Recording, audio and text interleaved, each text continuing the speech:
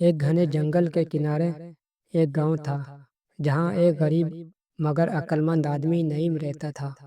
نعیم لکڑیاں کاٹ کر گاؤں میں بیچتا اور بامشکل اپنا گزارا کرتا۔ ایک دن وہ حسب معمول جنگل میں گیا مگر اس کی نظر ایک عجیب منظر پر پڑی۔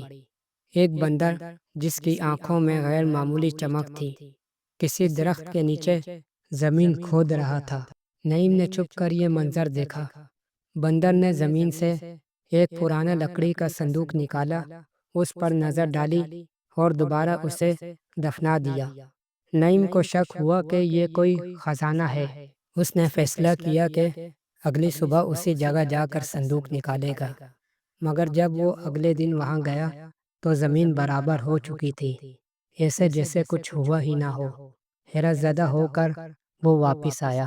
اگلے دن اس نے پھر بندر کو وہی عمل کرتے دیکھا، لیکن ہر بار بندر صندوق نکال کر دیکھتا پھر دفنا دیتا۔ چند دن بعد نعیم نے بندر کے پیچھے پیچھے جانا شروع کیا۔ بندر اسے کبھی پہاڑی غاروں کی طرف لے جاتا، کبھی جنگل کی گھنی وادیوں میں۔ ایک دن اچانک بندر نے ایک جھاڑی کے پیچھے چھپے ایک نقاب پوش انسان کی طرف اشارہ کیا۔ وہ شخص بندر کی حرکات پر نظر رکھے ہوئے تھا۔ نقاب پوش آدمی نے کہا، یہ بندر اس خزانے کا محافظ ہے جو میرے باپ نے یہاں چھپایا تھا۔ جب تک بندر زندہ ہے کوئی بھی خزانے تک نہیں پہنچ سکتا۔ نعیم کو سمجھ آ گیا کہ بندر محض ایک جانور نہیں بلکہ کسی بہت پرانی سازش کا حصہ ہے۔ اسے اب بندر سے زیادہ اس انسان سے خطرہ تھا۔ اسی رات بندر نعیم کے گھر آیا۔ ہاتھ میں ایک پرچی تھی۔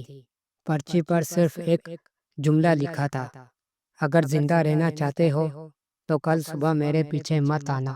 نعیم نے بندر کی بات ماننے کا فیصلہ کیا۔ اگلی صبح جنگل میں آگ لگ گئی، پورا علاقہ جل کر خاک ہو گیا، وہ جگہ بھی جہاں بندر زمین کھودا کرتا تھا۔ نعیم نے آخری بار بندر کو اس پہاڑ کی چوٹی پر دیکھا۔ وہ بس اسے دیکھ رہا تھا جیسے الوداع کہہ رہا ہو۔ تب سے نعیم کبھی اس خزانے کے پیچھے نہیں گیا، مگر اب بھی کبھی کبھی رات کو اسے بندر کی آنکھوں کی وہ چمک یاد آتی ہے، ایک راز جو کبھی افشا نہ ہوا اور شاید کبھی ہوگا بھی نہیں۔